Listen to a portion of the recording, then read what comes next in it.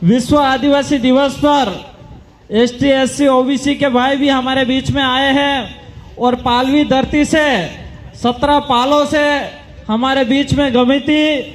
और मेरे माता बहनें और बुजुर्ग सभी को विश्व आदिवासी दिवस पर हार्दिक खूब खूब नमन करते हुए आप सभी को जोहार करता हूं।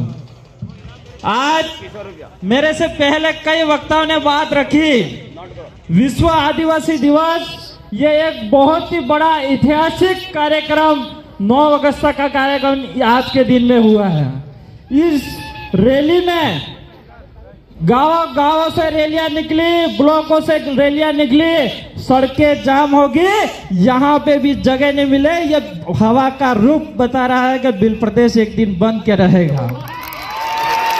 आज मैं कहना चाहूंगा कि मेरे से पहले वक्ताओं ने बताया, लेकिन आज आदिवासियों पे बहुत सारा शोषण और अत्याचार हो रहा है। आज मणिपुर की घटना के अंदर जहां पे 90 दिन तक देश के प्रधानमंत्री और राष्ट्रपति के मुंह नहीं खोलते हैं और मुंह बंद रहता है, तो आप सही समय पे हम लोगों को जगने की जरूरत है। उनके जितने भी दलाल एरिया और फले में हैं उनके भी मुंह बंद कराने का अपना सबका काम होगा। साथियों, आज मैं 2016 से, इससे पहले 2009-10 से ये कार्यक्रम बनता आ रहा है विश्व आदिवासी दिवस। लेकिन 2016 में सबसे पहले बिल प्रदेश विद्यार्थी मोर्चा जीता। इससे भीड़ धीरे धीरे आज 2023 के अंदर ये कार्रवाई इतना बड़ा हो गया कि आज राहुल गांधी आ जाए चाहे नरेंद्र मोदी आ जाए, इस भीड़ को नहीं रोक सकता। ये मैं कहना चाह रहा हूं। जितना दम है इतना लगा लो, कुछ नहीं कर सकता। अगर आदिवासी को छेड़ने का काम करे तो भुगतना तुमको ही है। ये आदिवासी शेर से भी खतरनाक खराब लोग आदिवासी हैं। जब तक सही है तब तक सही है। जब किसी ने उंगली करने का काम करा तो आदिवासी से खराब भी कोई नहीं है कौम। ये भी मैं कहना है। आज इस देश के मूल मालिक आदिवासी ऐसे ही नहीं है। आज कई सारा इतिहास है हमारे समाज के अंदर। अगर देश की आजादी में सबसे बड़ा नाम और योद्धा अगर है तो हमारे बिरसा मुंडा, जयपाल सिंह मुंडा और कालीबे कलासुआ और टाटिया मामा बिल जैसों का सबसे बड़ा योगदान है। मैं आज विश्व आदिवासी दिवस के दिन से मैं कहना चाहूंगा कि हमारे सभी पुरखों के हमारे गौरव में इन मूर्तियां चाहिए। दूसरी मूर्तियां है सब नदी नाला उतारो, क्योंकि हमारे जो ये जल जंगल जमीन को अधिकार देने वालों अगर पुरखों को हम भूल गए तो आज हम जो लड़ नहीं पाए तो हमारे आने वाली पीढ़ी भी हमको भूल जाएगी।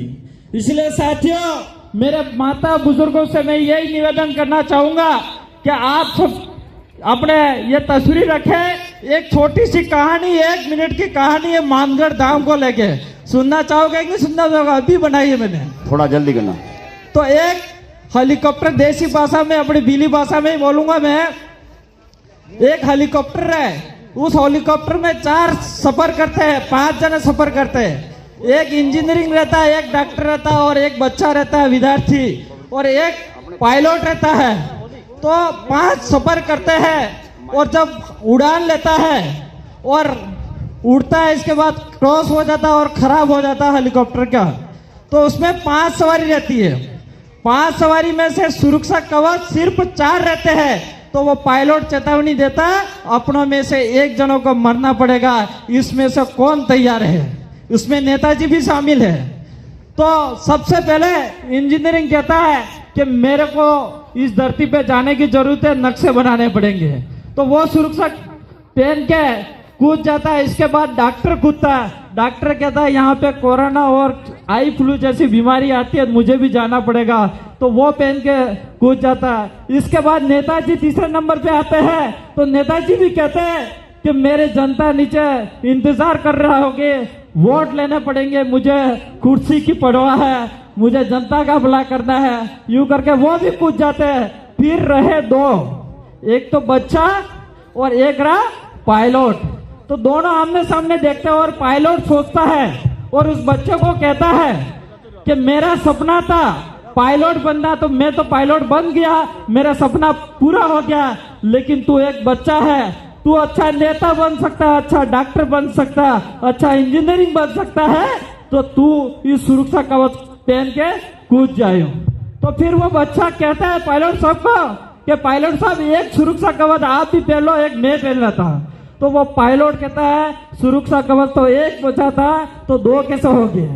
तो बच्चा कहता है कि एक नेताजी खुद मेरा बस्ता था, वो नेताजी लेके कूद गए। तो मानगढ़ धाम पे जो जाने वाले नेता है उनको विश्व आदिवासी दिवस के बारे में नहीं पता है, भीड़ को लेके चले गए वहां पे।